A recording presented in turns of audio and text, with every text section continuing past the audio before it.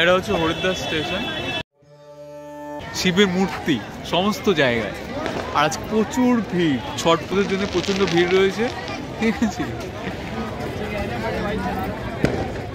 আপনি যেখানে কিছু দেখুন না কোনো, সব জায়গায় আপনি দেখতে পাবেন এরকম শিবের মূর্তি করা রয়েছে সমস্ত জায়গায়।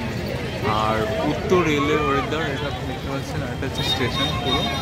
আর ছট পুজোর জন্য প্রচণ্ড ভিড়, ঠিক আছে। তো আমরা যাবো হরিদ্বারের গঙ্গা ঘাটে। প্রথমে যাবো আমরা আজকে ভারত সেবাশ্রমে। তো আপনারা অল্প পয়সা এখান থেকে ঘরগুলো ভাড়া করতে পারেন। এতটা হাওয়া দিচ্ছে, আর এখানে পুরো ইয়েগুলো উঠছে, ঝিলঝিলিগুলো যেগুলো কালার করা হয়েছে। আর অপোজিট সাইডে দাঁড়িয়ে আছে এখানটায় টোটো ধরবো বলে।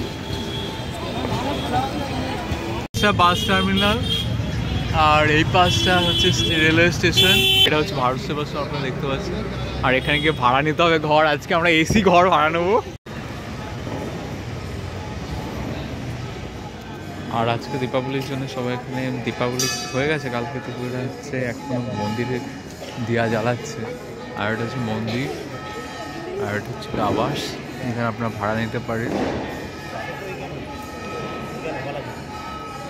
আগে এই মন্দিরটা ছিল না, পরবর্তীকালে এই মন্দিরটা তৈরি করা হয়েছে। আর পাশটা হয়েছে ঘর। প্রথমে বলি, এখন হচ্ছে কি রুম ভাড়া হচ্ছে 500 টাকা নিচ্ছে। আপনারা যতজন খুশি থাকতে পারেন। একটা ফর্ম নিয়ে ফিল আপ করে আধার কার্ড জেরক্স যেগুলো আছে সেগুলো সাবমিট করে ওখান থেকে একটা কার্ড নেবেন।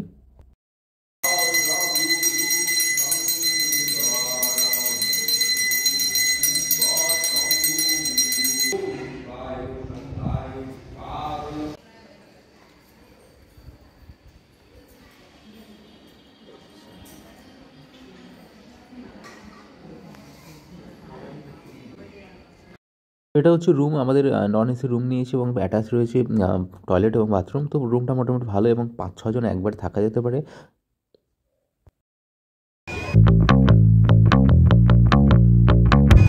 দেখুন আপনারা, এখানে পুজোর জন্য ফুল আছে শাল পাতায় করে। আর এখানে গঙ্গার জল, আর এটা হচ্ছে গঙ্গার ঘাট পুরো। আর বলতে পিরিচ আছে।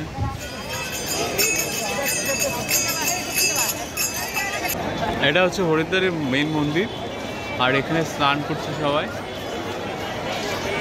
মহাকালী দেবী মন্দির।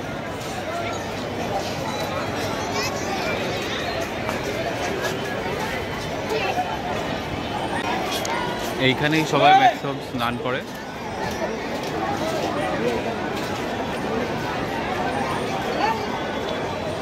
এই জায়গাটায় সন্ধ্যা আরতি হয়, তাই তো?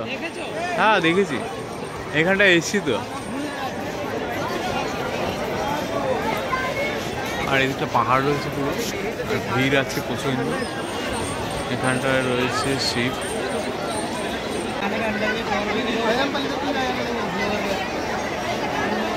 সবাই স্নান করছে।